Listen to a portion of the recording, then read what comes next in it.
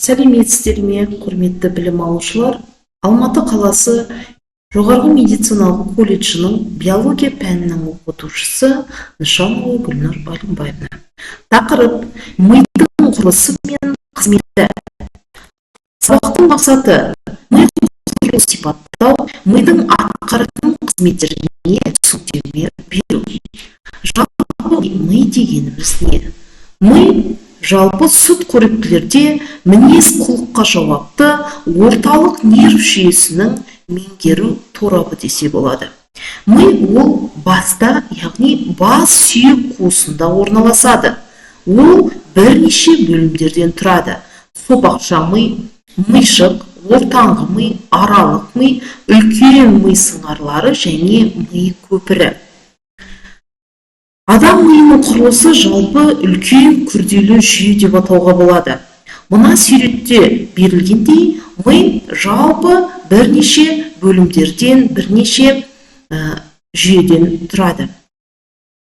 Жалпы мидың құрылысына тоқталатын болсақ, ми құрылысы ол сопақша мидан, ми көпірінен, мишықтан, ортаңғы мидан, аралық мидан, үлкен ми сыңарларынан және қарыншадан тұрады. Мидың құрылысы: ми бас сүйектің, яғни ми сауытының ішінде орналасқан. Салмағы 1300-1400 шамамен грамм. Ол ақ зат пен сұр заттан тұрады және де мидың ішінде ми сұйықтығымен толтырылған қуыстар болады. Оларды біз ми қарыншалары деп атаймыз. Ол қорғаныштық ыдырау өнімдерін шығару және ми ішіндегі қысымды реттеу қызметтерін атқарады.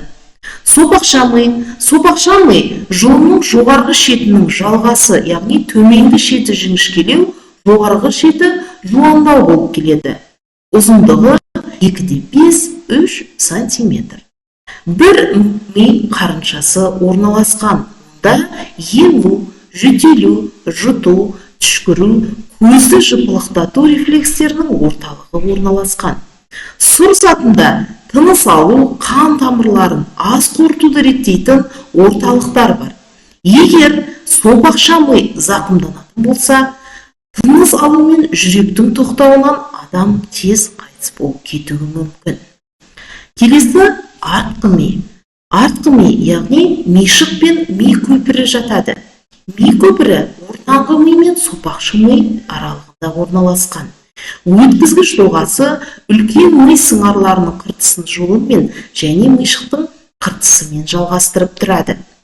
Бет терісінен ауыз қуысына, тілден есту, тепе-теңдікті сақтаудан келетін хабарларды қабылдайды. Келесі мишық. Мишық ол сопақша ми мен көпірдің артқы жағында орналасқан, сыртында сұр заттан түзілген қыртысты және өте көп иірімдері болады. Сол сұр заты астында ақ заты орналасады. Нейрондардың мишықтан шығатын өсінділері оны орталық жүйке жүйесінің барлық бөлімдерімен байланыстырып тұрады. Дене бұлшықеттерінің үйлесімді жиырылуын реттейді. Мишық жарақаттанатын болса, адамның қол-аяғы тез шаршайды, қозғалысы, тепе-теңдігі және сөзі бұзылады.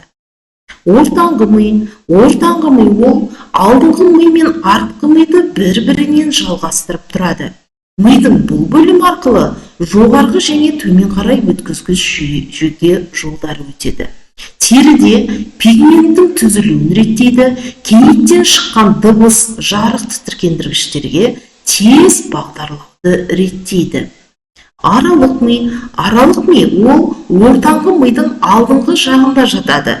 Ол көру төмпешіктері менен төмпешік асты аймақтарынан тұрады. Аралық мида бір ми қарыншасы бар. Көру, дәм сезу, есту және тағы басқа рецепторлардан келетін қозу аралық ми арқылы үлкен ми сыңарларынан қыртысына өтеді. Сонымен қатар зат алмасу, жүрек қан тамырлары жүйесі, ішкі секреция бездері, зәр шығару, жүрек қан тамырлар жүйесі, ішкі секреция бездері, ұйқы жұмысын реттеп отырады. Ағзаның ішкі ортасы, дене температурасы, тыныс алуға, қан қысымының тұрақты болуы аралық миға тікелей байланысты. Үлкен ми сыңарлары. Үлкен ми сыңарларының беті тегіс болмай, яғни қатпарлы болып келеді. Әсіресе терең жүлгелер ми сыңарларын жеке бөліктерге бөліп тұрады. Жүлгелердің арасы қатпарлы болып келеді. Әрбір ми сыңарында 4 бөлік болады. Ол маңдай, төбе, самай, шүйде. Ми сыңарларында іші ми сұйықтығына толы 2 қуыс болады. Ол сұйықтық ұсақ қан тамырларымен қосылып, жүйке жүйесіндегі зат алмасуды қамтамасыз етеді. Сонымен қатар жүйке жасушаларын қорғайды.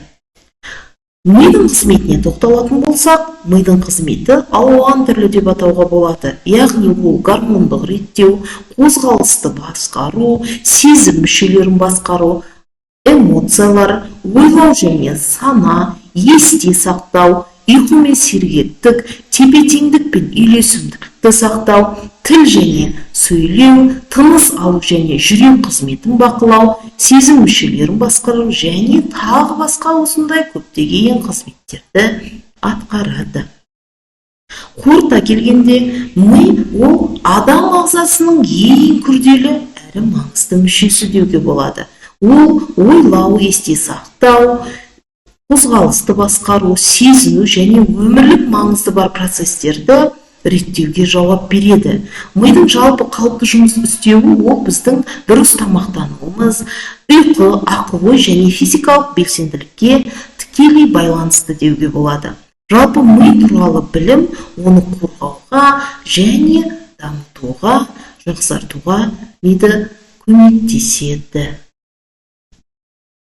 Осымен тақырыбымыз аяқталды. Назар аударғандарыңызға рахмет.